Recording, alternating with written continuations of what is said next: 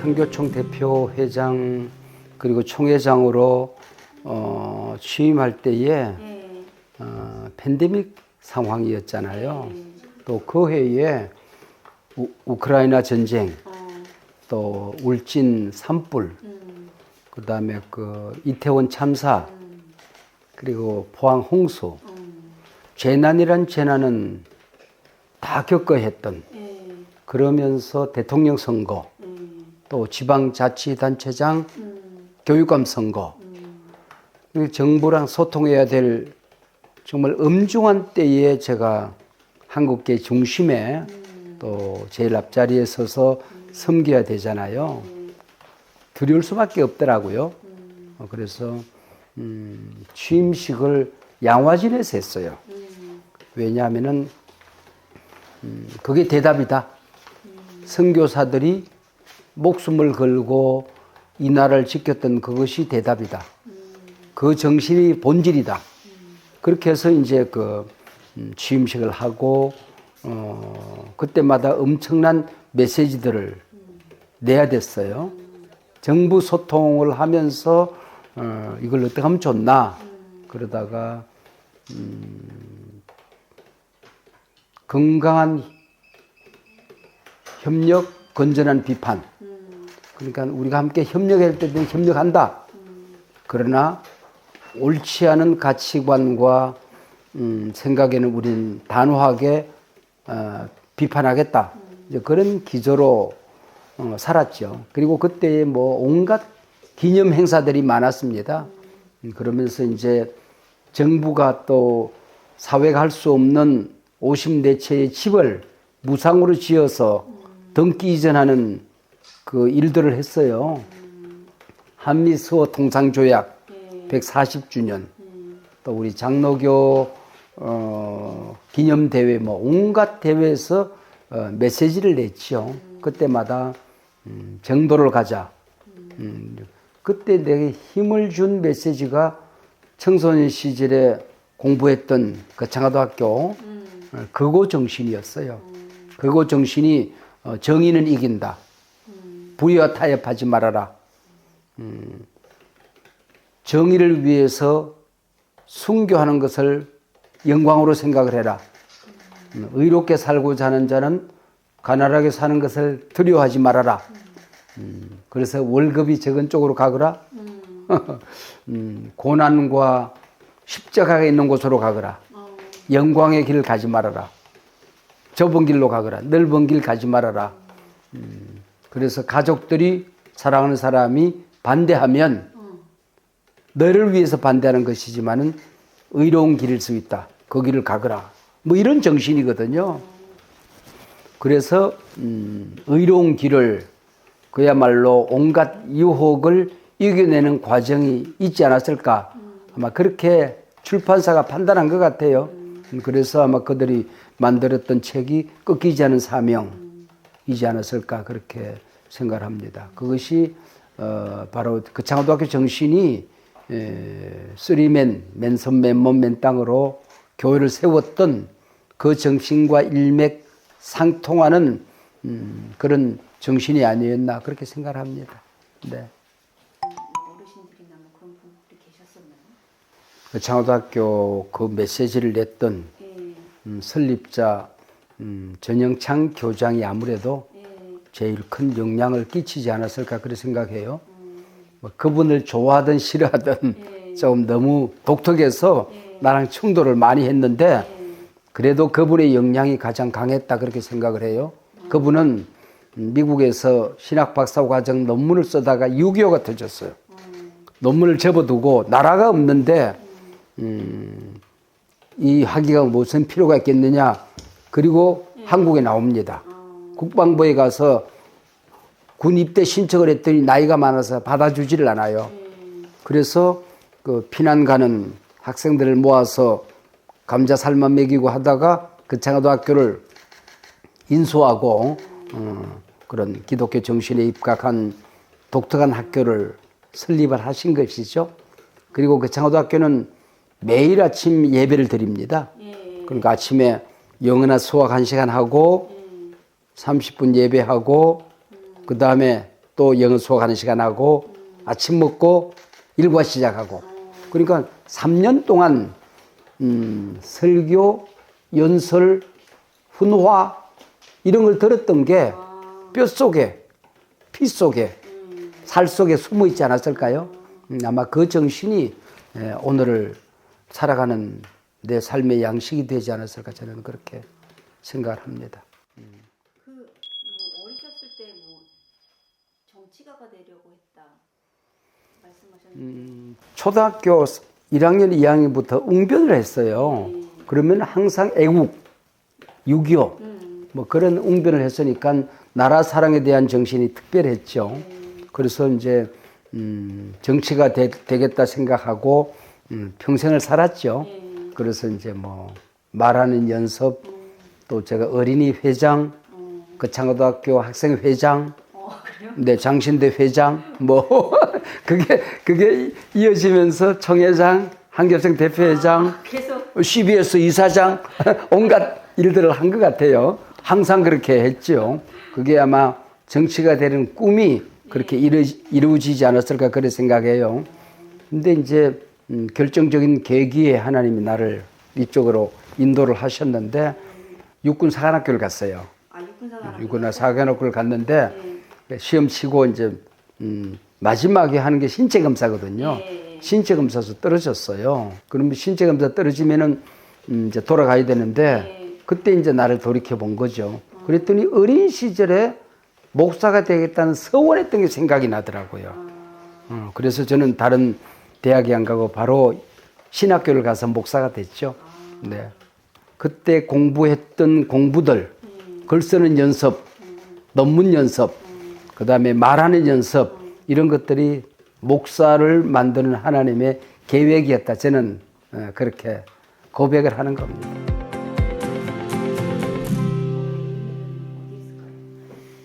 기독교만 가지고 있는 그 팩트, 교리, 그 신학이 있다면은 창조와 부활입니다.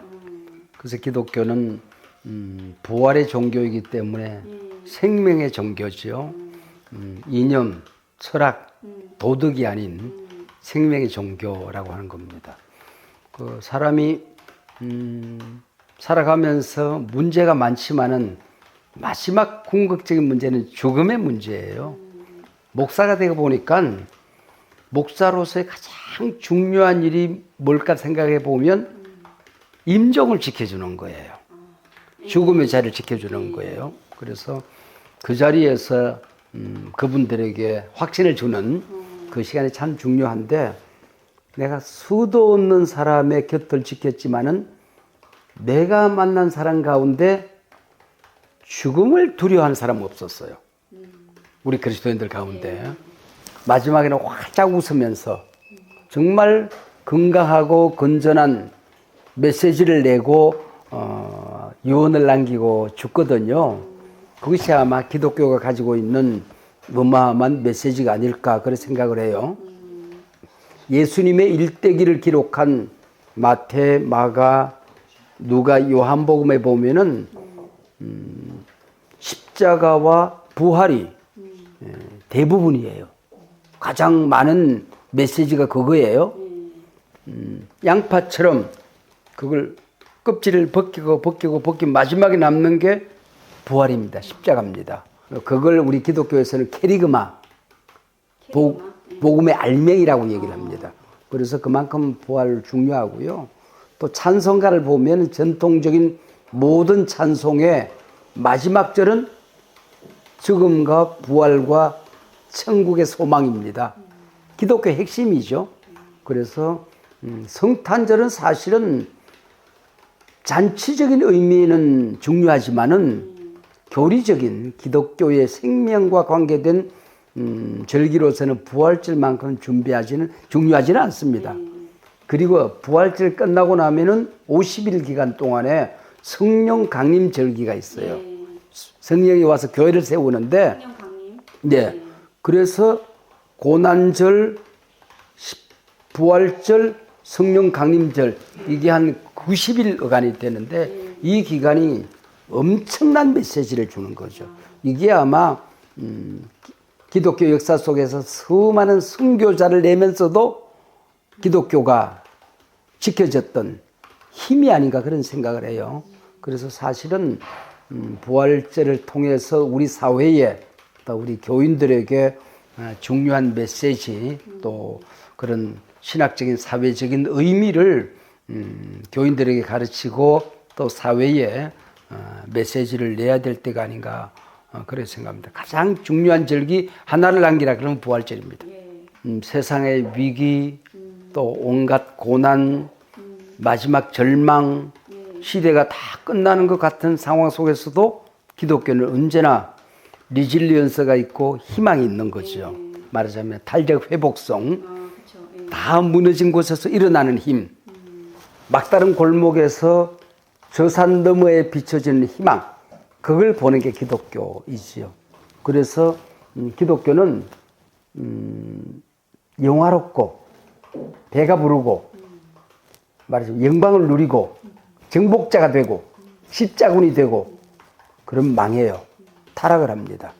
근데 기독교는 핍박을 받고 십자가의 길을 가고 배가 고프고 역사가 암울할 때에 그때에 희망을 선포할 수 있고 그 진리를 발견한 사람들이 리질리언스를 통해서 세상을 일으키는 거죠.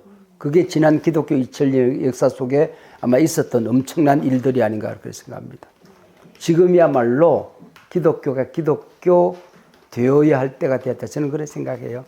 전 세계적인 전방위적인 위기 상황 아닙니까? 그렇죠? 네. 자기의 신앙을 되돌아 보면 좋을까요? 내 주변에 희망을 잃어버린 사람들이 많이 있잖아요. 말하자면 사회적인 약자들, 또 우리 사회의 우울한 사람들, 뭐 3040도 마찬가지고 시니어들도 마찬가지고 인생의 어두운 그림자 속에 빠져있는 사람들에게 희망을 전하는 신앙 안에 하나님 안에 또 부활 안에 희망이 있다는 것을 아마 보여주고 전해야 되는 것이 우리 성도들이 해야 될 일이 아닌가 그렇게 생각하고 교회도 그런 일에 관심을 가지는 계기가 교회들마다 그런 행사들을 합니다. 사실은. 네. 메시지도 명료하고 그렇긴 한데 이게 실천이 쉽지는 않잖아요.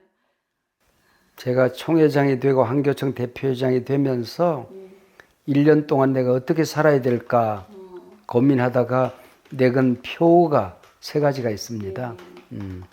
복음으로 교회를 새롭게 세상을 이롭게 그 다음에 지금 말씀한 대로 세상을 물들이자 복음으로 이제 그런 메시지고 한교총을 섬기면서 한국 교회가 새로워져야 된다. 새롭게 또 우리의 모든 행보가 세상을 이롭게 만들어야 된다. 이롭게 모든 결정과 우리의 결단과 발걸음 하나는 올바라야 된다. 바르게. 그래서 제 사무실에 새롭게 이롭게 바르게 한교총 대표회장 사무실에 그렇게 썼던 거죠. 뭐 그 길을 부끄럽지 않게 갔다. 저는 그렇게 생각을 합니다.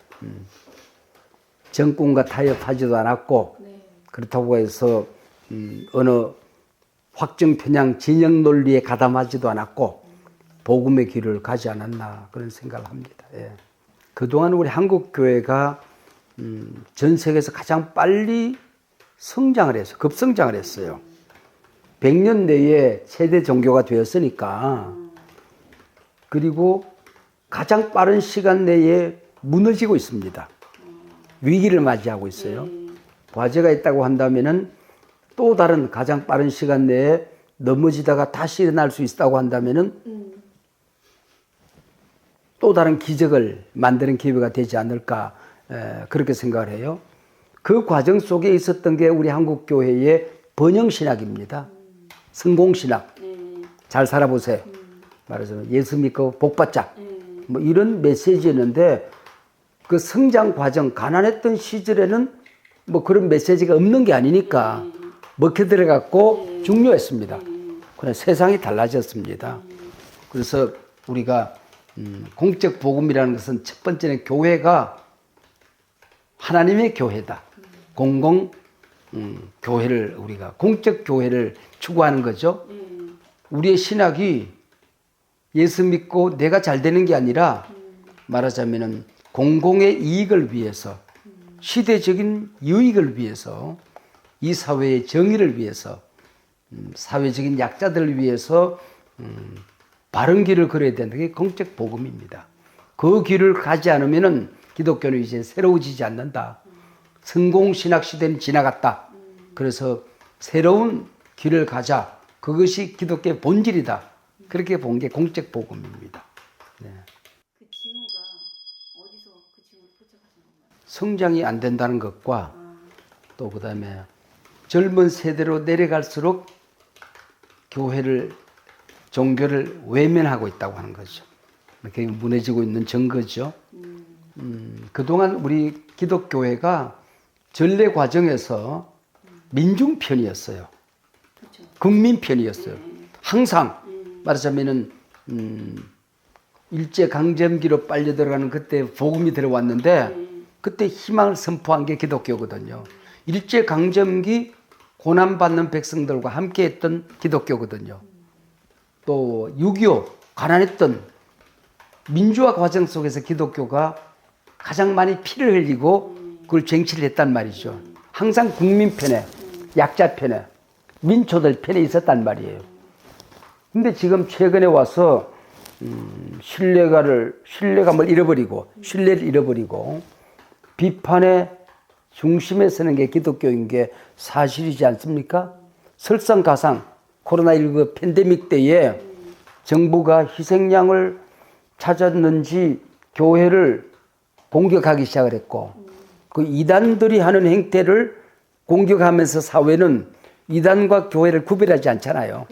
그래서 이제 교회를 공격하기 시작을 했고, 그래서 국민들로부터 외면받는 교회가 되어버렸습니다. 그러니까 수치상으로 많이 지금 드러나고 있는데 코로나 이후에 55%의 교회들이 회복이 안 되고 있습니다. 마이너스로 치닫고 있습니다. 15%의 대형 교회들은 성장을 했습니다. 나머지 30%는 옛날처럼 회복되고 있습니다. 그는 급속하게 무너지고 있는 증거거든요. 그 다음에 이제 초등학교의 아이들이 10%가 줄어드는 사이에 교회의 초등학교 아이들은 40%가 줄어들었어요. 그게 이제 뭐 수치상으로 수치 나오니까 그나마 우리 교회는 그 정도인데 타 종교는 그것보다 훨씬 더 심각합니다. 거의 몰락이죠. 그게 종교의 위기. 비종교인과 종교인이 급속하게 크로스 카운트 되어버렸습니다. 종교인이 많았죠. 근데 지금은 종교인이 35%밖에 안 됩니다. 60%, 70% 되다가 40%, 35% 떨어지고 있거든요. 완전히 역전돼 버렸잖아요. 이게 모든 종교의 위기입니다. 이것이 단순히 교회나 종교 위기가 아니고 가치관의 혼란, 시대적인 정신의 몰락, 말하자면 공동체의 위기. 그래서 건전한 가치관이 다 무너지고 있잖아요. 가족이 무너지고 있고, 말하자면 사회의 정의가 무너지고 있고, 이런 어떤, 그리고 모든 사람들이 남아있는 게 진영 논리, 확정 편향, 이기주의. 그리고 전 세계에서 이념 갈등만 남아있지 정말 정의가 남아있지 않잖아요. 그러니까 미국이 전 세계에 건강한 가치를 심어주던 나라가 자국 이익 외에 남아있는 게 없어요. 우리나라도 마찬가지예요. 사실은 보면은 이런 것들이 정교가 무너지면서 찾아온 가치관의 혼란이 아닌가 그런 생각을 해요. 온라인 시대가 됐잖아요. 그러니까 투명해졌어요. 이 교회가 예배를 어떻게 드리는지, 어떤 프로그램으로 교회를 섬기는지, 이 교회는 어떤 정신을 가지고 살아가는지 하는 게 극명하게 다 들통이 났어요. 그러니까 그걸 보고 난 다음에 코로나19와 함께 교회를 떠났어요. 젊은이들이. 교회를 안 가고 돌아다녀요. 뿔이 없어요. 부평초. 뿔이 없이 돌아다녀요. 그리고 예배를 집에서 온라인으로 드리는데 자기 교회 걸 안 드려요. 이 교회 갔다 제 교회 갔다. 집에서 온라인으로 예배 드린 사람들이 3개, 4개 교회를 탐방을 합니다. 그게 이제 플라톤 교인들이죠. 말하자면은 이 사람들이 나중에는 가나안 교인, 교회 안 나가. 그 교회를 떠나는 교인으로 발전해 갑니다. 그게 위기죠. 네. 외국 유럽에서는 온라인 교회 공간이 없는 온라인상의 교회들이 많이 늘어나고 있습니다. 우리나라는 아직도 온라인 교회는 없지요. 그러나 우리 교회도 오프라인 교회가 있지만 온라인 교회도 동시에 있습니다. 그렇죠. 있고 그 다음에 이제 AI 교회, 챗 GPT 목사님 이런 분들이 이제 등장합니다. 유럽에는 이미 생기고 있습니다. 그렇죠. 많이 생깁니다. 예. 목사님이 개척하실 때도 어려운 상황이었는데 또 지금 상황도 그렇게 녹록지는 않아 보이는데 이 공간에서 앞으로 해야 될 일 가운데 하나가 다음 세대 청년 이하 세대들 또 다음 세대 목회자들 갈 곳이 없는 목사들 이 사람들에게 복음의 본질을 가르치고 목회를 가르치고 희망을 주는 그 사역을 하려고 생각합니다. 그래서 이제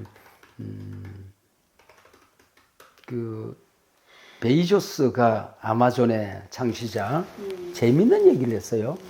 그러니까 이 위기 속에서 많은 사람들이 기업이든 종교든 10년 후에 무엇이 어떻게 달라질까를 고민하더라. 근데 실제로 우리가 붙들고 살아야 될 것은 10년이 지나도 20년이 지나도 달라지지 않는 게 있다. 그 가치, 그 본질, 기업의 정신, 그건 안 달라진다. 교회로 말하면 복음의 정신, 십자가 부활의 능력, 이거는 안 달라진다. 우리가 하나님의 종이라고 하는 하나님이 역사의 주인이라고 하는 이 주권의식은 달라지지 않는다. 우리가 그래도 목숨을 걸어야 되는 것은 본질이 아니겠느냐. 아마 그것을 가르쳐야 되고 그 믿음을 가진 자는 일어선다. 그러나 현실의 변화만 보는 자들은 절망하고 무너지지 않을까 저는 그렇게 생각합니다. 이 시대가 너무 급변하고 있기 때문에 아찔한 뭐가 없을까? 그런 건 없다.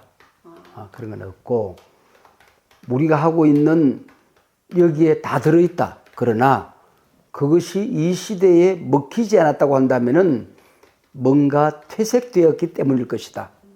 본질을 잃어버렸기 때문일 것이다. 그래서 본질을 찾아라. 더 진실해지라. 더 하나님을 가까이 가거라. 지금 하고 있는 예배와 또 성도들을 섬기고 세상을 섬긴 일들을 더 진실하게 해라. 더 잘해라. 이제 그렇게 저는 가르치죠. 네. 제가 이제 어린 나이에 아버지를 잃고 호르몬이 밑에서 성장하면서 살아왔죠. 그러다 보니까 가난한 길, 고난의 길을 걸어왔고 그 정신에 의해서 교회를 세웠죠. 그래서 내 속에 어떻게 보면 반골기질, 사회 정의, 그리고 뭐 고등학교 때 그런 데모하다 퇴학도 맞고 또 대학교 때도 학생회장하다가 감옥에도 가고 그러면서 이제 살았어요. 근데 이제 그러다 보니까 좀 내 설교가 날카로워졌죠. 근데 이제 지하실 예배당을 개척하고 예배를 드리는데 지하실에 물이 새는 거예요. 그 바닥을 닦다가 제가 너무 허리가 아파서 울다가 하나님을 만났어요. 그 물 새는 예배당이 가슴이 찢겨지고 눈물이 터진 교인들을 보여주기 시작하는 거예요. 그래서 예배당 바닥을 닦으면서 교인들의 심장 찢겨진 걸 닦는 나를 본 거예요. 저 물 새는 예배당 모퉁이에서 교인들의 눈을 본 거죠. 그래서 우리 교인들이 세상 살기가 녹록하지 않구나. 너도 나도 어렵구나. 가정들마다 힘들지 않은 가정이었구나. 그래서 월요일 날 출근할 때에 주머니에 그 사직서를 넣고 다니는 그런 직장인들의 모습을 본 거예요. 그래서 이제 위로, 치유, 말하자면 그 하나님의 제사장적인 모습을 강조하는 그 목회를 체득을 한 거죠. 그래서 그러고 나니까 내 설교를 듣고 교인들이 많이 울더라 이제 그 얘기예요. 그래서 이제 그런 이 세상이 너무 교인들을 막 의로운 길을 가라고 몰아치는 그런 목회가 아니고 또 위로하고 치유하고 힘을 주는 그런 목회가 오늘 우리 시대에 또 다른 한 영역이 되어야 된다 아마 그런 뜻이었던 것 같습니다. 예. 원래는 제가 작년에 은퇴를 했어야 되는데 이제 또 호적상으로 우리 목사들은 살아야 되니까 호적상으로 제가 금년 말에 은퇴를 합니다. 은퇴를 하고 여기 와서 이제 주로 살게 될 것 같은데 저는 은퇴가 끝이 아니고 사역의 절반을 아마 감당하고 지났다 그렇게 생각을 해요. 지금까지 살아왔던 목회 여정보다도 남아있는 여정이 적지 않다. 기간이 그만큼 있다는 뜻이 아니고 그동안 목회했던 것은 배워가면서 실수해가면서 모르는 길을 왔다고 한다면은 지금부터는 경험을 가지고 지혜를 가지고 또 제가 한국교회의 총회장 또 한교총 대표회장 CBS 이사장 그 다음에 CTS 공동대표이사 이런 경험들을 동시에 가진 사람은 우리 한국에서 아마 미안하지만 저 혼자 같아요. 왜냐하면은 CBS 이사장은 좀 진보적인 그런 사역이고 보수 교단 단체인 그 연합기관의 수장을 감당한다든지 이런 경험을 가진 사람이 뭐 제가 기억하기로는 없어요. 이런 것들을 통해서 이제 일을 하기 때문에 그동안 개미가 걸어왔다면은 이제는 코끼리가 뚜벅뚜벅 우리 사회 속을 걸어가는 일이기 때문에 남은 사역이 작지 않다, 적지 않다. 저는 그렇게 생각합니다. 그래서 은퇴라고 하는 것은 리타이어는 타이어를 바꾸기 온 거거든요.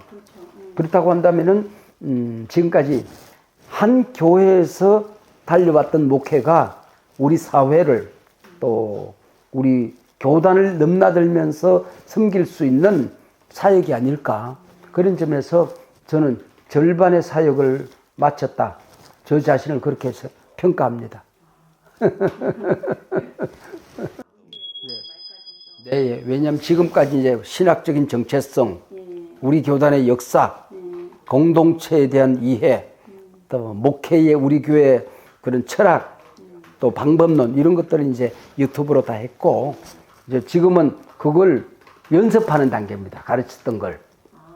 4단계가 있습니다. I do, you see. 내가 하는 거 잘 봐. I do, you help. 내가 하는 거 네가 좀 도와주면서 같이 가자. 그 다음에 좀 이따가 이제 지금 그 단계입니다. I do, you help. 그 다음에 이제 좀 한 3월 지나고 나면은 you do, I help. 네가 해봐. 내가 도울게. 그리고 마지막에 가을쯤 되면은 you do, I see. 네가 하는 거 내가 옆에 보기만 할 거야. 네가 이제 맡아. 근데 이런 길을 가는 거죠. 이런 길을 이제 걸어가게 되면서 또 모자라는 게 보이면 또 유튜브를 할 것이고 뭐 그렇게 하면서 가는 겁니다. 그건 너무 당연하고요. 왜냐하면 교회가 주인이 하나님이지 사람이 아니거든요. 그래서 공동체가 동의한 길로 가야 되고 그래서 후임을 선정을 객관적으로 하는 것은 너무나 당연하고 또 이제 그 사람을 바꾼다고 성계가 되는 건 아니거든요. 그 교회 역사가 있고 철학이 있고 원리가 있잖아요. 그래서 그것을 배워가는 또 아니면 서로 수정하는 대화하는 시간이 1, 2년은 걸리지 않겠나. 그래서 후임을 모셔서 이런 어떤 성계 과정을 밟는 거죠. 그동안은 그런 과정이 없이 사람만 데려다 놓으니까 갈등, 충돌, 시행착오 뭐 이런 것들이 얼마나 많았어요. 교회를 개척하면서 내가 시행착오 했으면 됐지. 또 후임에게도 똑같이 너 네가 알아서 해. 그럴 수 없잖아요. 저는 이제 모든 과정을 백서로 남기거든요. 나는 부총회장을 이렇게 했다. 총회장은 이렇게 했다. 또 한교총 대표회장의 길은 이렇게 갔다. 또 코로나19 팬데믹 때는 또 이런 우리 교회가 목회를 이렇게 했다. 그 다음에 후임을 이렇게 선정하고 또 이런 과정을 거쳐서 후임에게 인계 인수했다. 그걸 다 남겨서 SNS상에 올립니다. 그게 중요한 게요. 앞으로는 AI 전쟁입니다. 그렇죠.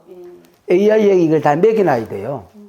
AI에게 양질의 재료를 매기는 것은 우리 시대의 지상과제입니다. 그게 선교입니다. 그게 정치고 그게 애국이에요. 근데 그걸 안 해요, 목사들이. 그리고 나라도 안 해요.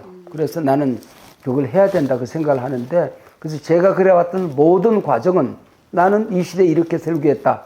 50권의 책을 내가 썼다고 그랬는데 50권의 책, 모든 백서, 모든 목회 방법론, 매뉴얼, 그 다음에 뭐 그런 승계 과정, 유튜브로 올려놓는 거, 그건 무슨 자랑이라고 그걸 올리겠습니까? 그러나 이 길이 정당하다면 AI가 네가 먹고 네가 소화해서 좀 잘 가르치라 그 얘기입니다. 나 혼자 해서는 안 되고 수천 명이 하고 수만 명이 해야 될 거 아니에요. 그 중에 난 하나에 불과한 거죠. 그리고 나라도 해야죠. 나라도 해야죠. 네. 그 교회가 기차라고 한다면은 성경과 성령이라는 두 레일 위를 달려가거든요. 한쪽만 벗어나면 탈선이에요. 만약에 교회가 성경을 너무 강조하고 성령을 약화시키면은 그거는 율법이 되고 문자가 돼버려요. 죽은 종교가 돼요. 성경의 레일을 잃어버리고 성령을 너무 강조하면 신비주의가 돼버려요. 응? 그거는 경험주의가 돼요. 그래서 기차 두 레일 위를 달려가야 되는데 우리 교단이 성경을, 복음을, 신학을 강조하는 사이에 성령의 역사가 조금 약화된 느낌이 있어요. 성복음교회 같은 데는 성령에 대한 강조가 자칫 성경과 신학에 대한 약화를 가져오거든요. 그래서 이 균형을 좀 내 목회에서 마지막 좀 잡기 위한 노력이 마지막 아마 작품 또 더 쓰겠죠. 더 있겠지만은 50권을 쓰겠다는 내 약속이 이루어지는 마지막 저작이 성령론이 아닐까 저는 그렇게 생각합니다. 예. 이 성령이 더 저기 뭐 이렇게 우세했던 적이 언제였는가요? 100년밖에 안 됩니다. 그러니까 100년의 역사를 봤을 때 120년 정도밖에 안 됩니다. 그 전에는 성령론이 약화됐어요. 그럼 성령론이 한 번도 우위를 차지한 적이 없나요? 한 번도 없습니다. 우리 교회에서는? 왜? 1900년 동안 네. 전부 다 그 성령론이 교회 밑에 있기도 하고 또 뭐 삼일천의 한 부분이기도 하고 그랬는데 아주사 거리의 성령 경험, 오순절 교단의 설립 이것과 함께 성령이 핵심 주제로 떠오르게 된 것이죠. 그게 120년 역사입니다. 그래서 지금은 그동안 싸움을 하다가 이게 어느 정도 진정이 됐는데 좀 정리를 해야 될 필요성이 있겠다 생각했습니다. 우리 교단 안에서.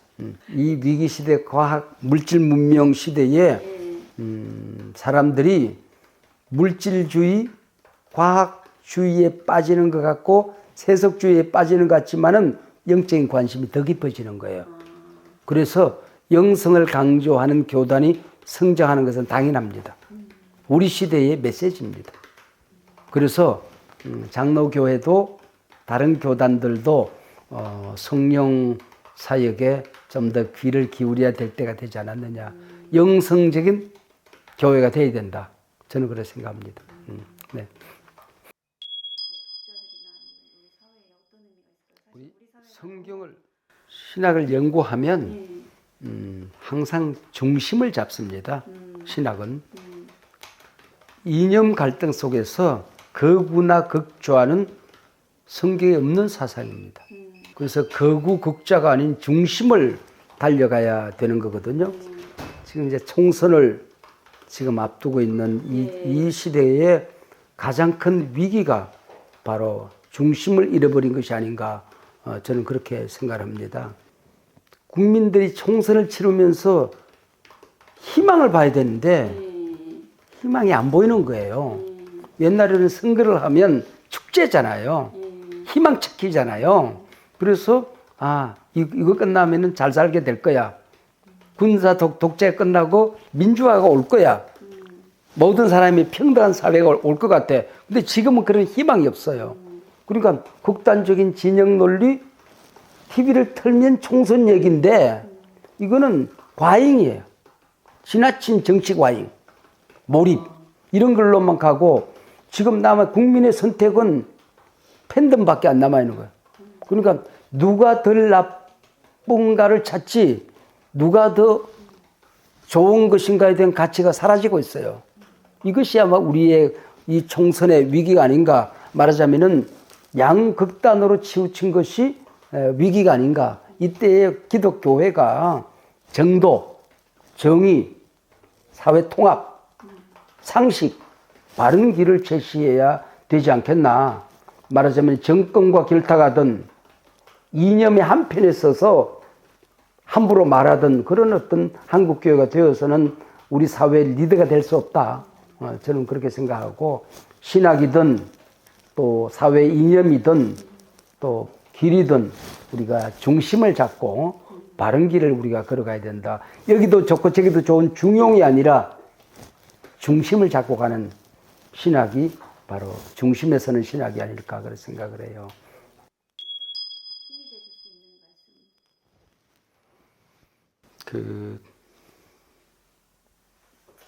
에덴 동산에서 쫓겨난 원시인들이 동굴에 살면서 그렇게 써놨대요. 지금 살기가 옛날 같지 않다 그렇게 써놨대요. 고난이 없던 시절은 없다. 또 고난이 없는 사람도 없다. 전방위적인 위기라고 하는 것은 어디에 가나 사회 어느 영역에 가나 어떤 사람을 만나도 고난이 있다. 위기가 있다. 그 고난을 디디고 일어서면은 반드시 희망의 길이 있고 또 더 나은 길이 있다. 그리고 고난이 주는 그 가치는 엄청납니다. 사실은 인간이 고난이 없으면은 진실하지 않고 또 진지하지 않고 회개하지 않아요. 바른 길을 잃어버리거든요. 그래서 하나님 나라 가서 보면은 이 땅에서 복 받고 잘 먹고 잘 살던 것은 아마 감사가 오히려 적지 않을까. 그때 병들었던 거, 그때 실패했던 거, 어려움을 겪었던 거. 그래서 내가 인간이 됐고 내가 내 신앙이 진실해졌고 또 다른 사람들을 돌아볼 수 있는 기회가 되지 않을까 그런 생각이고 우리 교회 금년에 표가 상처 입은 치유자입니다. 그래서 자기에게는 상처에 급급하지 말고 내 상처에 사명이 있다. 내가 다가가고 있는 고난에 분명한 의미가 있고 이유가 있다.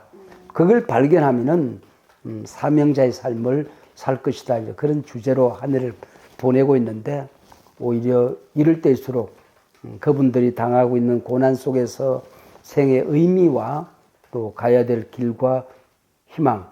이번에 제 심리전기가 그림자를 딛고 일어선 동화, 겨울꽃. 그게 제 호입니다. 동화. 동화, 겨울꽃. 겨울꽃인가요? 네, 예. 동화 유형모의 리질리언스. 그게 이제 신학교 교수님들이 나를 1년 반 동안 연구하고 만들어내는 전기, 심리전기인데 하나님께서 유형모에게 주었던 심리적인 특성이 어떤 인간을 만들고 어떤 길을 걸어왔는가 하는 것을 연구한 거죠. 상담 심리학의 한 교과서 같은 그런 책입니다. 하도 학창시절, 청소년시절에 살기가 어려워서 내 인생은 왜 이렇게 맨날 겨울일까? 왜 이렇게 춥고 배고플까? 그러나 난 여기서 반드시 꽃을 피우겠다. 그래서 고등학교 1학년 때 지은 호입니다. 그래서 리질리언스, 내가 이제 마지막 결론은 리질리언스인데 탄력 회복성. 짓밟힐수록 더 튀어오르는, 어려움이 있을수록 더 뚫고 올라오는, 인생의 무게가 무거울수록 더 큰 일을 감당하는 인물로 성장하는 그런 회복 탄력성이죠. 그래서 바로 그런 한국 교회가 고난당하는 사람들이 고난절을 보내면서 위기 속에 있는 우리 민족이 지금은 리질리언스를 되찾아야 될 때가 아닌가 그렇게 생각을 합니다. 그래서 꽃을 피우신 거네요. 저는 나 같은 사람을 하나님이 왜 쓰셨을까 생각해 보면은 성경에 보면은 가난한 자들을 들어서 부한 자들을 부끄럽게 한다. 약한 자를 들어서 강한 자를 부끄럽게 한다는 말이 있어요. 네. 가진 것 없고 배운 것 많지 않고 잘난 구석 없는 이런 사람을 한국교회 중심에서 또 맨 앞자리에서 어떻게 보면은 한국교회 전체에서 가장 중요한 인물 중에 한 사람으로 쓰신 이유가 뭘까? 메시지는 한 가지다. 하나님이 함께하면 너도 할 수 있다. 누구나 할 수 있다. 그래서 자랑할 것 없는 사람을 통해서 하나님이 하나님 되시고 영광을 거두기 위해서 나 같은 사람을 쓰지 않았을까 저는 그렇게 생각을 합니다. 그래서 나 같은 사람이 하나님의 일을 감당하는 것은 아마 하나님의 메시지가 아닐까 그런 생각합니다. 잘난 놈들이 잘난 일을 하는 거야 당연하지만은 가진 것 없는 못난 사람이 하나님의 일을 감당했다고 한다면은 내가 한 것 아니잖아요. 하나님이 하신 것이죠. 하나님이 하셨다. 그걸 아마 드러내기 위한 메시지로 나를 쓰지 않았나. 리질리언스의 어떤 대표적인 사역자로 나를 높이지 않았나. 하나님께 그렇게는 감사하고 있습니다. 지금까지는 하나님의 은혜로 뚜벅뚜벅 은혜를 찾아서 왔다면은 이제는 은혜를 갚으면서 살아야 되지 않나 생각합니다. 받은 은혜를 갚으면서 살아야 될 때가 됐다. 그게 난 절반이라고 생각합니다. 이제는 정상에 올랐으니 이제는 그걸로 한국교회를 섬겨야 되지 않나 하는 생각합니다. 비슷하게 가요.